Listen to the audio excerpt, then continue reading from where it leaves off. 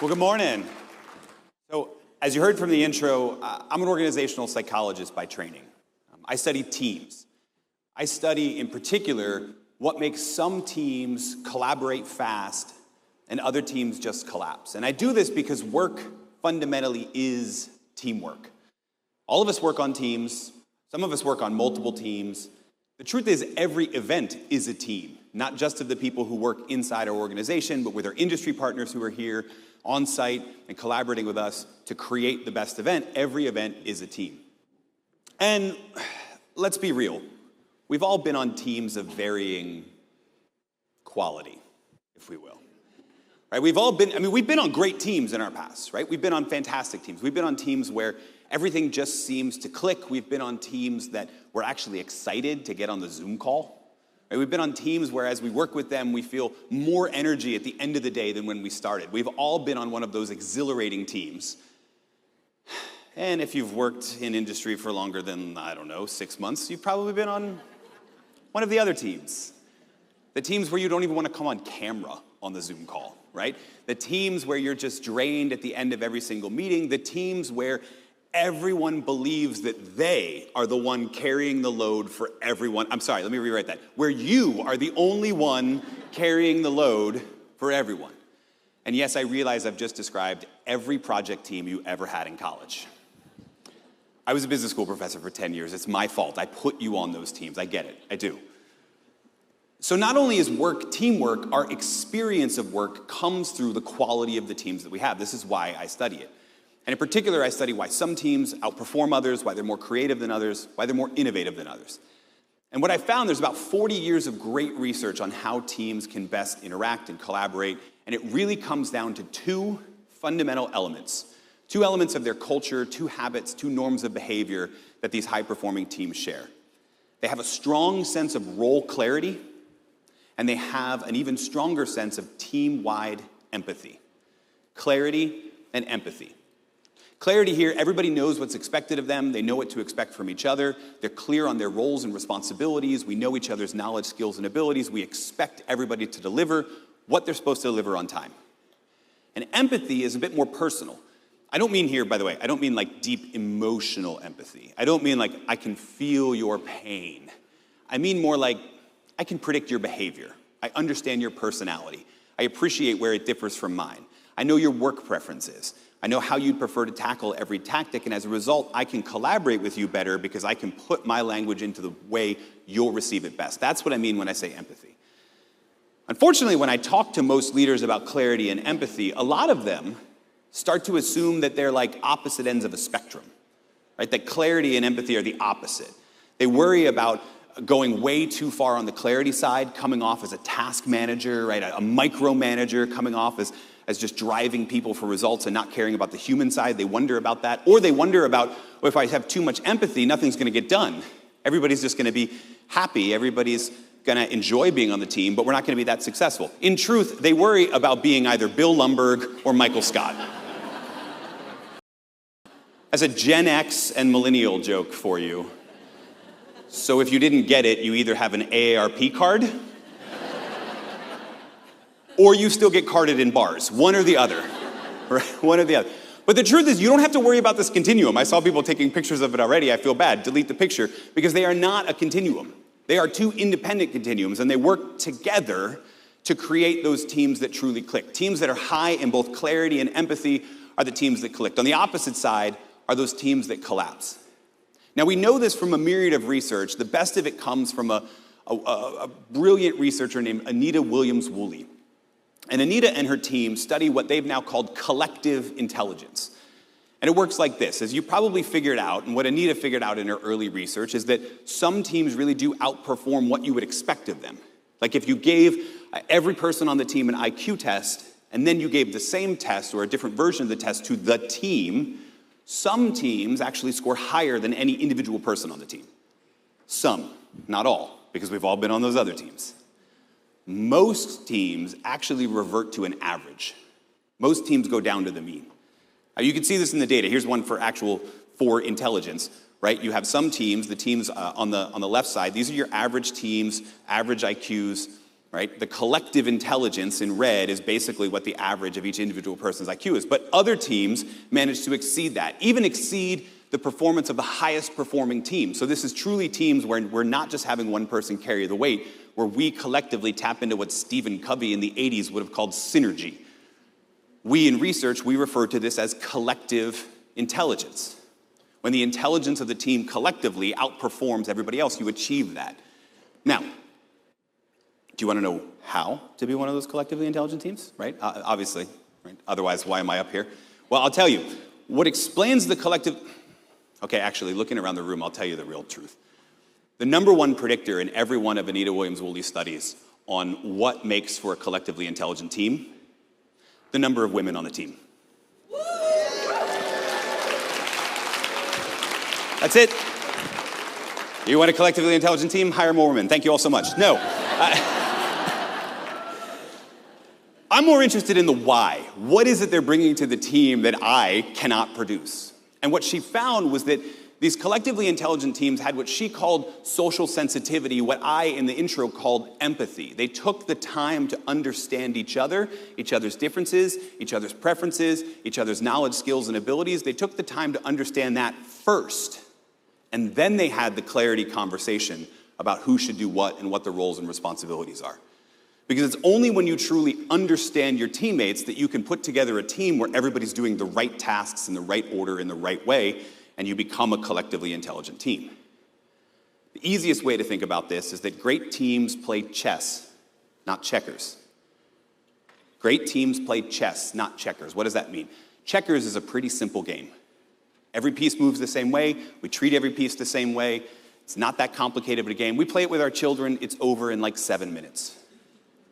Chess is an infinitely complex game. In chess, every piece moves a little bit differently. Every piece has different strengths and weaknesses. Every piece has a different strategy associated with it. And chess masters understand the uniqueness of every single piece. And as a result, they play a much more complicated game that has infinite levels of complexity. And it's funny, in the context of what does tools like generative AI bring to teams and to collaboration, when I talk about great teams play chess, not checkers, I immediately think about 1997, Gary Kasparov versus Deep Blue. Those of you that didn't understand the Bill Lumbergh or the Michael Scott reference, you probably do remember this. 1997, Gary Kasparov loses to IBM's Deep Blue in a chess match. Actually, the only time up till then that Kasparov had conceded a match. Now, this was a moment where most of us went, I was almost going to say another word there, and then I realized I probably shouldn't. Because this was the moment where most of us thought, these machines, these computers, these things are getting pretty smart. This was the moment a lot of us had our first response to artificial intelligence and what it meant for ourselves and our careers. And it was not a very positive response. It looked a lot like Gary's response. This is the first response we had, that AI is going to be a threat. You know, I can't go a single day without some headline that says, AI is coming for this job. Or some smart person on LinkedIn saying, oh, no, AI is not coming for your job. Someone using AI is coming for your job. I've heard that so often, it's like, it's annoying, to be honest with you. Because the truth is, if you view some of the things that AI can do as a threat, that's okay. It is a threat to some things. I think the best way to think about it is that AI is not coming for your job, and someone using AI is not coming for your job, but it is coming to your job, meaning the tools are already readily available. If your team collaborates using something like Microsoft Office and Teams, you already have Copilot available. Maybe you pay the $20 a month to get access to the world's smartest intern, ChatGPT or Claude or Gemini. Maybe you're already using it, but the truth is, jobs fundamentally are bundles of tasks. And AI is going to be able to do some of those tasks really well and others not. You heard it earlier in our previous speaker. There are going to be some things that just require that human element. So the question to me, right, is AI a threat? And why are people pursuing AI as a threat? Because if I think about all of the different tasks you do, all right, let me ask it this way. How many of you feel like you have enough time in your week to do everything that's expected of you? Okay, that looks like, we'll say less than half. So we're simultaneously worried that AI is going to take work from humans and worried that we have too much work to do. I, for one, welcome our computer overlords to help me write that email I don't want to write. And write it better than I could. Because just like Gary Kasparov and Deep Blue, here's the reality. If you're viewing AI as a threat, it's not going to stop getting better, and it's only going to get more threatening to you. If you're trying to compete on those small tasks that it can already do well, your performance relative to that is just going to get slower. It's going to get worse. It's going to get exponentially slower. All right, so we can't necessarily view it as a threat, right? Because that's not a winning strategy for our own productivity and for our teams. What could the other response be? Well, many of us have already started playing around with these tools as tools. We think that, okay, AI is a tool. It's something that's meant to help me with those tasks that I don't have enough time to do, maybe even make them better, to simplify my work, leave more time for creative thinking, etc. Like I joked earlier, it's the world's smartest intern, because you gotta watch it, and you gotta watch it closely, but it can produce some brilliant stuff. And in particular, we think about this in the context of taking some of the repetitive tasks we all have too much time, or we all have not enough time to do. That's where it can be really, really useful if you're willing to flip from threat to tool. But if you're already in this tool, I'm going to try and flip your mindset one more time. Before I do that, though, let me tell you a story of, I think, probably one of the best examples of moving from threat to tool out there. And it's the story of a man named Adam Reimer. Now, Adam is not a techie, doesn't work for a software company. He actually works here at the Glen Canyon National Recreation Area. He's not even a park ranger, he's a facilities manager. This is the type of person who loves being out in the outdoors, loves fixing things with his hands, doesn't even have a LinkedIn profile, right? This is not the type of person you would think to be in a talk about AI and teams. But Adam and his colleagues at the National Park Service sat in on a session from Jeremy Utley. Jeremy's a brilliant researcher in this world of AI. And one of the things that he did that resonated with Adam is he said, if you're just getting started, if you have no response, yet you don't know how to use this, just ask it, how can you help me do some of my worst tasks? Take the worst thing you have, the most repetitive, boring task you have, and just ask it how to use it. And for Jeremy, working in the National Park Service, that was resource requisitions. I need new carpet tiles to fix this. I need a new door inside of this lodge. I need to get new materials, and I work for the federal government, so it's not exactly easy to get those things. By Adam's estimate, the amount of paperwork he had to do the statement of work, the justification of the expense, the environmental impact studies, all of those sort of things took 4 to 5 hours just to get some carpet tiles. So he decided to ask, okay, can this tool help me? He fired up ChatGPT and he said, here's this form I have to fill out every single time. Can you help me fill it out? And it said, sure, I'll ask you a few questions and then I'll fill it out for you. So he did that. And in about 45 minutes, he built a tool that saved him 4 to 5 hours a week every time he had to do one of these requisitions. Even better, he shared that tool with his colleagues. And when Jeremy did a follow-up a couple months later with the National Park Service, they found that dozens of people were using this tool, and it was saving the National Park Service, on average, 7,000 hours of work per year, just by taking something nobody wanted to do and having it do it for it. The lesson there, by the way, isn't like, oh, that's amazing, imagine what I could do with all of that time. The lesson is to have the courage to do what Adam did, which is to ask AI how to use AI. If you still view this thing as a threat and not a tool, this is probably the easiest way to jump from one response to another, is just ask it. You got Copilot in your Microsoft Teams right now. You got ChatGPT on your phone. You have my permission right now. You have my permission. I used to teach MBA students. I know half of you are on your phones and computers anyway, right? You have my permission to say this. Hey, I'm going to describe a few repetitive tasks that I do often. For each one, suggest how I could automate it using AI.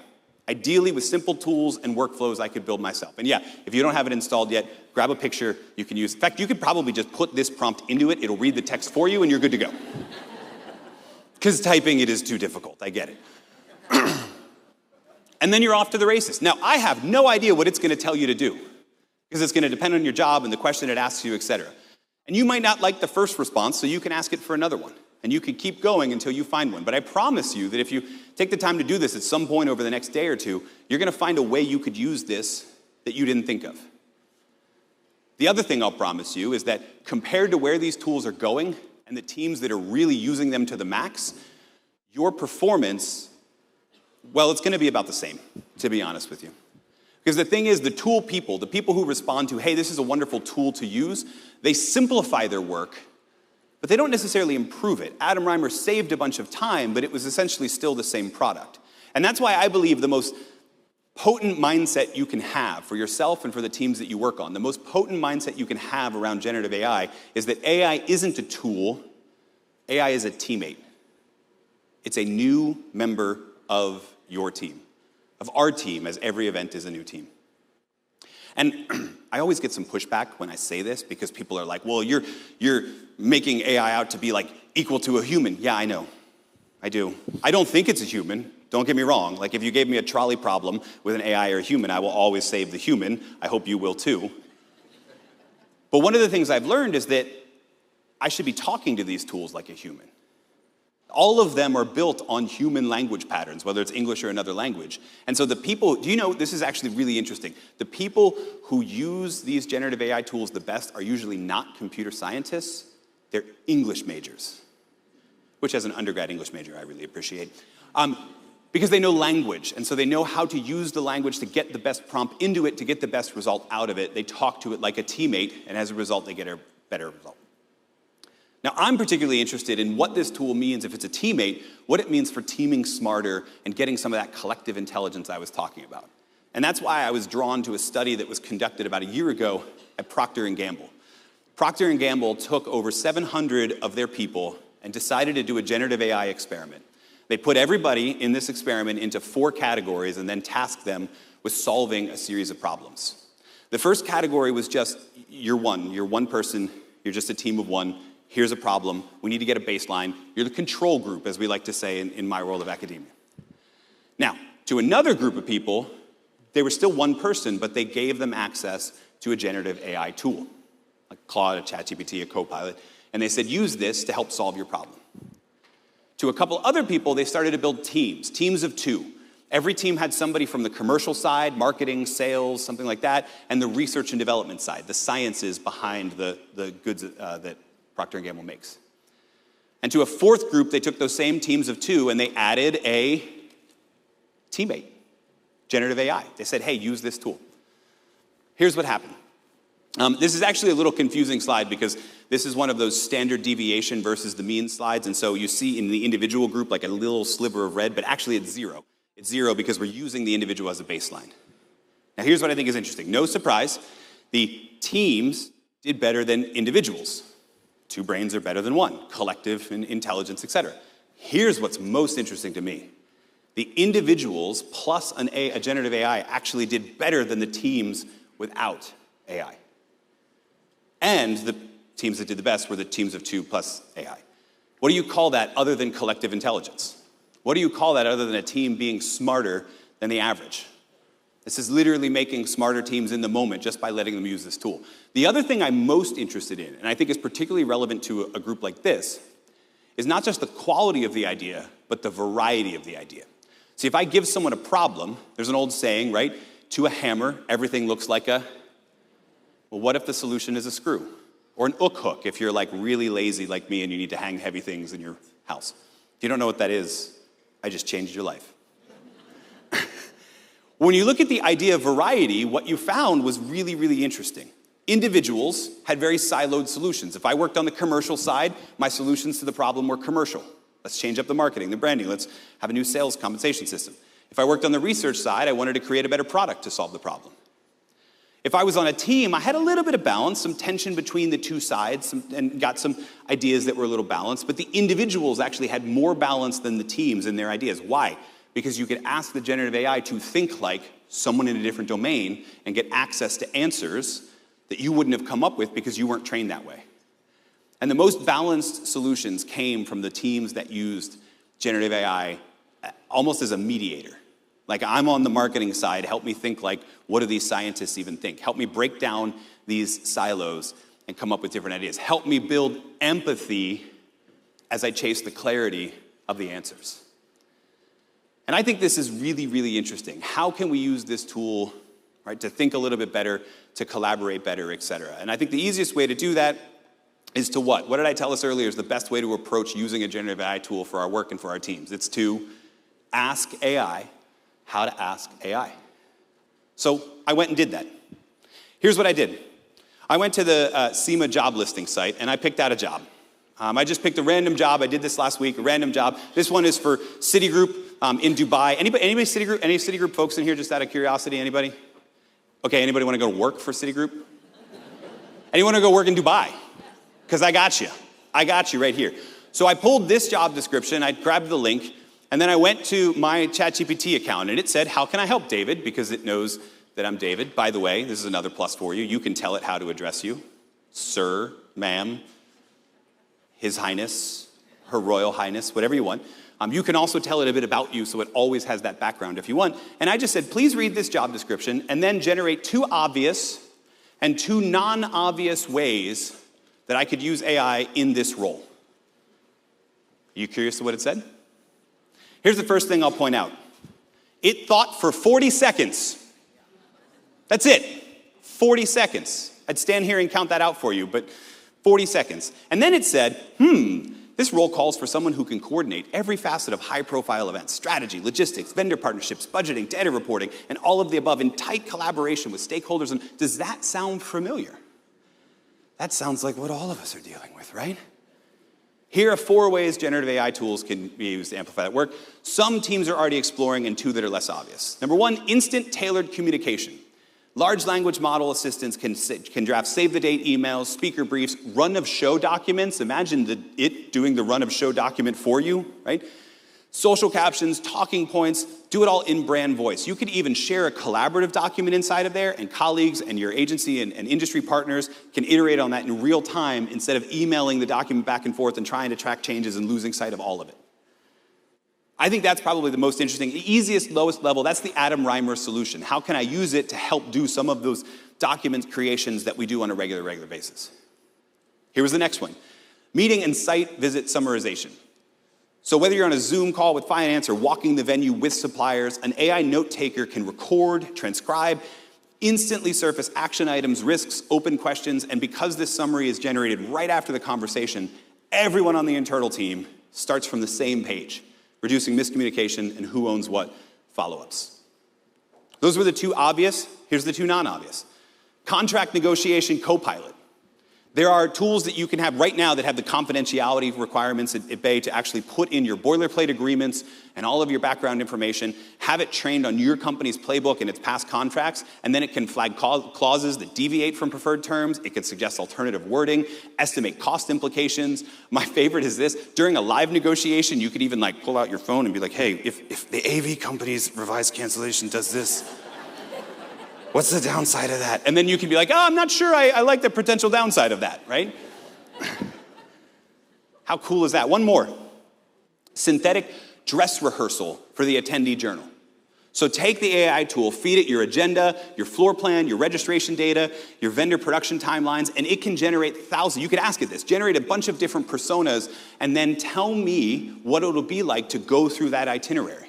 Identify some potential congestion points, any latency and content handoffs. Sharing all of those simulations, you can even send that back to the venue and production team and ask the team, hey, how can we co-solve some of these things? We ran it through the model, and the model suggests that there's going to be a bit of a congestion around badge pickup. Or we ran it through the model, and the model reminded us that we're in Austin in the summer, and so it's probably going to pour rain on our Keep Austin Cool thing for about 20 minutes, and maybe we should have a backup plan.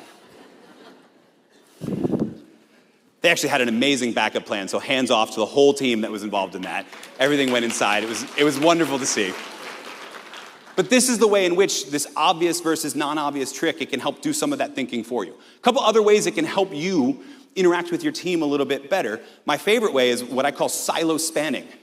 As I said earlier, all of us work on teams. Some of us work on multiple teams that don't even draw a paycheck from the same place. We have all of our industry partners. Every event is a new team, and sometimes we just need to understand what the heck that teammate is thinking. So after a call, maybe you have an AI note taker you're using already. After a call, you could feed that transcript back in, or after a series of emails, you could just ask it, hey, I just want to make sure we have alignment. Read back through all of this stuff and summarize my team and our outside partners and where we are. Tell me where we're aligned and where we might differ. It'll actually pick up on language you missed. It'll pick up on comments that they made that you sort of blew right through. It's like having It's like having another person in the meeting with you, taking notes on your own performance in the meeting, and then reminding you like, hey, they brought up this concern, you didn't address it at all. Or you think you're actually misaligned here, but I think based on their words, you should ask them this question. So just like in the P&G example, you can have it bridge all of those different silos of thought that people are bringing to the collaboration. And then one of my other favorite things to do, I actually ask it to do this often, is what in the tech world we sometimes call this red teaming, but it's the idea of a pre-mortem, thinking about things that could go wrong. Feed in your agenda, feed in your speakers, feed in everything you've got, and then say, hey, what are the top 5 things that could go wrong? Actually, not even that. The top 5 from the perspective of attendees, the top 5 from the venue operator, the top 5 from the brand sponsors, and then suggest the actions we could take to prevent these issues. Every single one of these is going to read through all of it, it's going to feed out an answer, and here's what I'll tell you. Half the time you're going to be amazed. The other half of the time you're going to go, well, where'd you get that? And then when it tells you, you're either going to be amazed or you're going to realize that just like a teammate, you got to talk to it a little bit more. That's okay. The more you give it, the better its responses will be, and over time, it will get better and better and better. I hope you see now this idea that AI isn't just a tool, it's a teammate for every single one of us and the team that's built for every single event. Which actually takes me back to somebody I kind of left out to dry, and I want to make sure we address him and give him full credit. Gary. Remember, 1997, Gary lost to Deep Blue. That began this era of is AI a threat? But Gary, to his credit, did not have that same response. By the early 2000s, Gary was a pioneer in what we started to call freestyle chess. And the idea was not just competitions where humans go up against a computer, but where humans plus a computer go up against another human plus the computer they built. And teams of people can go up teams of people and teams of computers. Doesn't matter who's on either side of the chessboard, freestyle. Bring the best team you can. And the game got infinitely more complex as a result. And that's why even Gary Kasparov has been arguing more recently, AI should not augment, or it should augment human intelligence. It should not replace it. I think that's the biggest thing I would leave you. The 2 big declarations I would give to you today is, number 1, AI is not coming for any of our jobs. It's coming to our job. And the ability to team with it probably determines whether or not we still have said job. Because if we don't, our work's going to get infinitely slower. Right? And then the second is that AI isn't just a tool, AI is a teammate. And depending on which of these responses you choose, you can tell which ones I prefer, you're going to see your performance over time go one of a myriad of ways. We already saw those who believe that it's a threat are going to hesitate. They're going to hold back. And the people who embrace these tools, their work's going to get better. So comparatively, your work's going to get slower. Your relative performance over time is going to go down. Those who use it as a tool, you're going to save some time. You're going to get your weekends back. But your work's still going to stay relatively the same, it's just going to be simpler. It's the people who choose to use the tools in the ways in which we've discussed, to red team, to silo span, to come up with obvious solutions. It's the teams that use the tool to build empathy with their coworkers, have that empathy lead to greater clarity. Those are the teams that are going to get smarter. And I always hesitate when I put this graphic up because people tend to focus on the gaps. And a lot of times when you show someone a gap, they get nervous because they look at the lines and they go, well, I'm on the red line and it's a long way to the black line. Or I'm on the black line and it's a long way to the red line. Here's what I would tell you. As cool as these tools are already, whether you're watching like the Stormtrooper vlogs on Instagram or whether you're laughing at Ernest's picture earlier, as cool as these tools are already, this is the worst they will ever be. And as they get better exponentially, the gap will widen. The truth is, we're here in use of these tools. We're here compared to what these tools can do for us. Which means a couple different things. Number 1, the faster you embrace it, the faster you get to ride that exponential curve. But I think more importantly, if you're one of the people today who's standing on one of these lines looking at the gap, this is the narrowest the gap will ever be. The easiest time to transition to using these tools is today. It is the easiest it will ever be. And as you start to use those tools, you'll find that your teams grow in that sense of clarity and empathy. I hope you use these tools to get greater empathy with your coworkers, and I hope you use these tools to do some of that terrible work nobody wants to do, but more importantly, to get some of that clarity in the role. I hope you use these tools to team smarter.